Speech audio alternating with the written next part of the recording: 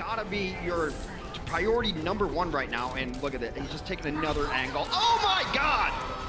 Oh, there we go, SiR! Triple kill from him. The huge plays, just tombing him. Get out, Valiant.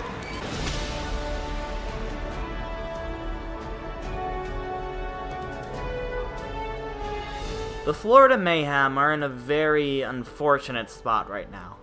As far as pure mechanical skill, they're nearly as bad as the Shanghai Dragons. However, since they actually have a few wins under their belt, they haven't been able to get themselves as many pity fans, as I like to call them. They're the perpetual 11th place team, the second worst, and are widely considered to be the least popular team in the entire league. But remember when they were the best team in all of Europe? How did a team with such prestige turn into the resident sleeper that they are today? In this episode of Season in Review, we will walk through the Florida Mayhem's inaugural season, their ups, their downs, and everything in between, to see if we can figure out exactly that. But first, let's see where all the mayhem started.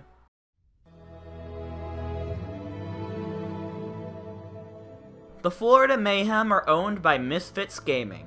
Located in the United Kingdom, Misfits is all over the esports scene, having a long-time commitment to teams in League of Legends and Counter-Strike, among others. Overwatch was no exception. In Contenders Europe Season 1, Misfits put together an outstanding regular season, only losing 2 maps throughout. They then placed second overall after losing to Team Giganti in the finals after a full 7-map thriller. A disappointing end, but it wasn't hard to figure out why this roster deserves an Overwatch League team. So, initially, Misfits, like most other teams in Contenders Europe, had just 6 players on their roster. They had Logix and Tivik on DPS, Swoosh and Manitin on tank, Zuppe and Zebasai on support. And hey, you even got Mineral to start as coach, the whole gang's back together. That's a great looking roster so far. Now, who are you going to get to round these guys out? Maybe another great hitscan DPS? Maybe a Zarya specialist? How about a devoted Mercy main? Oh, you're just going with those 6. Are you sure? There's tons of great players still out there. Well, alright. The Mayhem were the only team in the Overwatch League to debut with the league minimum of 6 players on their roster. And as you'll soon see, this was probably a mistake.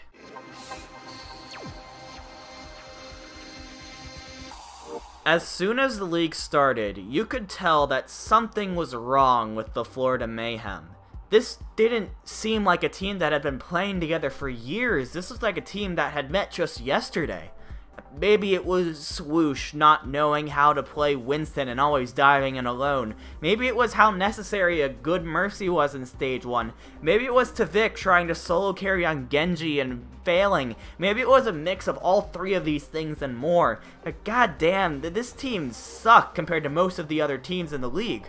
They were only able to muster 9 map wins and 1 match win against the Dragons, which we all know is such an amazing feat. With such a horrible performance on stage though, the Mayhem turned to another method of gaining followers, their walkouts. From the very beginning of the league through most of Stage 2, the Florida Mayhem's walkout antics would be sure to get people laughing. Every game they did something different, and every game it felt like they were trying to top their last performance. It's because of this that the Mayhem are still regarded to as the king of walkouts today, which is good because it would be hard to justify them being the king of anything else.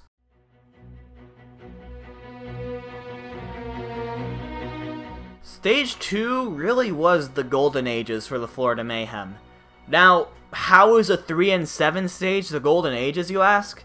Well, firstly, the Mayhem managed to achieve this without facing the Dragons, and would never get this many wins in a stage again. After a 6-game losing streak, the Mayhem really seemed to wake up. Led by the Widowmaker play of Logix, who is suddenly a god, and the introduction of Ryder, the former coach of Korean contenders team Meta Athena, the Mayhem pulled off a little winning streak near the end of this stage against the Fuel, the Valiant, and the Shock. Also, Mayhem fans could breathe a sigh of relief as the days of the 7-man roster were finally over. Near the start of the stage, the Mayhem announced that Zappis would be joining the team. Formerly from Team Gigante, Zappos is a veteran player who could flex onto a multitude of heroes, and the Mayhem used him as a backup diva player when Manitin was actually one of the more consistent players on the roster? I mean, okay, maybe he played a little more of a role off the stage than on the stage that we didn't see, but man, it doesn't seem like they use him to his full potential. More impactful though were SiR player and Awesome Guy, a DPS and main tank respectively from Meta Athena, the same team that Ryder is from. Maybe the three of them came as a package deal or something, or maybe Ryder put in a good word. It doesn't matter because Stage 3 was coming and the Mayhem were bringing some new weapons to the field.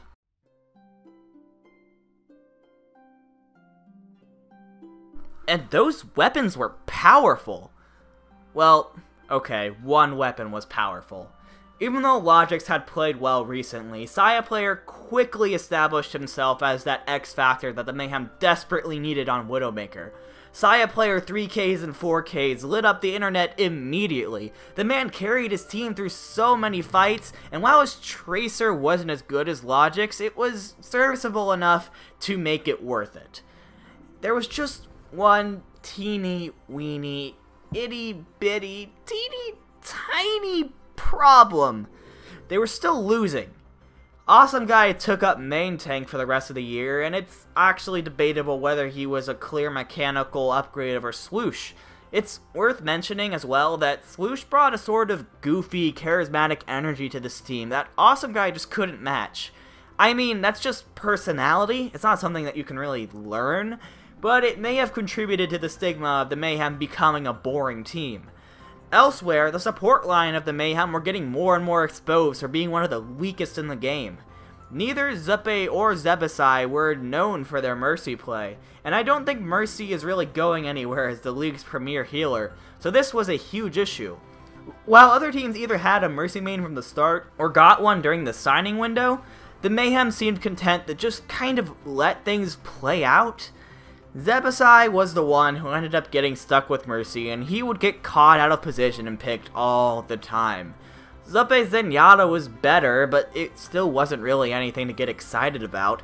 There weren't even walkouts to get excited about anymore, because the team was taking itself seriously now. Yeah. They managed to defeat the Fuel for the second time at least, but other than that, it was a demoralizing time for the Mayhem.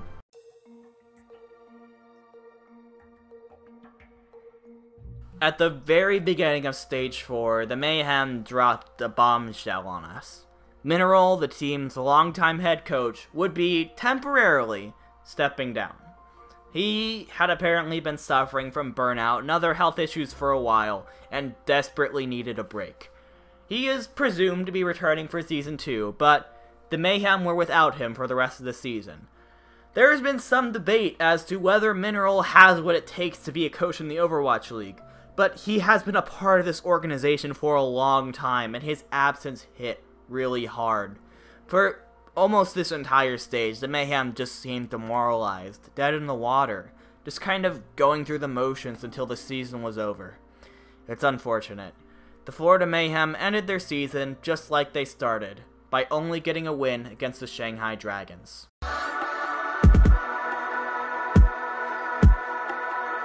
What was once Europe's best and most prestigious team was put through the ringer by the Overwatch League, turning a small but close-knit group of enthusiastic players into a team of mentally exhausted players who were just playing on autopilot, forcing a 6-man roster to play 100% of every match and lose and lose and lose probably contributed to this burnout.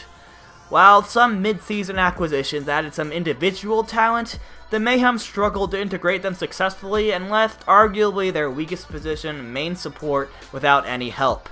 Mineral leaving the team completed the transformation. The Mayhem were so burnt out that you could probably replace them with zombies and you wouldn't notice that much of a difference. There are a few glimmers of hope though. SiR player is a world-class Widowmaker player in discussion for one of the best in the world. Like, imagine what he could do with a team that actually pulled their weight, right? You cannot let this guy get away. They also managed to sign Hagopun, London's former flex support, to their academy team, presumably meaning to sign him eventually. He is a talented Overwatch League level flex support and will do a lot for this team if signed. However, the lack of an elite main tank or main support player is holding this team back significantly. That's why my final grade for the Florida Mayhem in Season 1 of the Overwatch League is a D. This is really the best team Europe has? Anyway, as you've probably figured out by now, I've decided to do this series by starting at the bottom of the overall season standings and work my way up. Which means the next team on the list is... Oh no.